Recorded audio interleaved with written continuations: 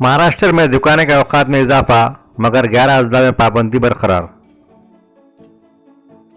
रियासत महाराष्ट्र में आज से ब्रेक द चेन के तहत कोरोना पाबंदी में नरमी दी गई है, जिसके तहत रियासत के 22 अजला में दुकानें के औकात में तब्दीली की गई है, जबकि 11 अजला में पाबंदियाँ बरकरार रहेंगी। इसी तरह मुंबई और थाने में पाबंदियों में नरमी का कोई फ़ैसला फ़िलहाल नहीं किया गया है।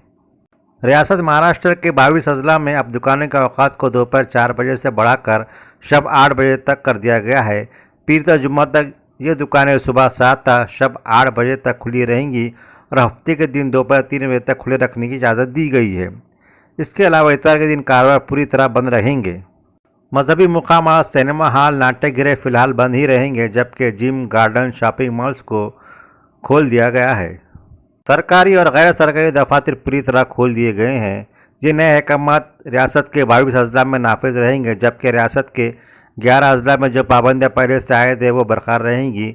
इन 11 अजला की फहरिस्त में कोल्हापुर, सांगली, सातारा, पुणे, रत्नागिरी, सिंधुदुर्ग, शोलापुर, अहमदनगर, बीड़, रायगढ़ और पालघर ज़िला शामिल है। पूरे महाराष्ट्र के मराठवाड़ा खित्ते में सिर्फ बीड़ में पाबंदियाँ बरकरार रखी गई हैं, जबकि दिगर 6 अजला में पाबंदियाँ ख़त्म कर दी गई हैं और यहाँ पर दुकानों के औकात सुबह 7 ता रात 8 बजे तक रहेंगे।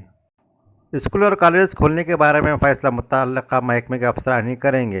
कोरोना का ज़्यादा फैलाव ना हो, इसके लिए सालगिरह तकारीब, सियासी व समाजी प्रोग्राम, इंतखाबात और इंतखाबी तशरीह मुहिम, मुजाहरे, मोर्चे पर आयद पाबंदियों को बरकरार रखा गया है।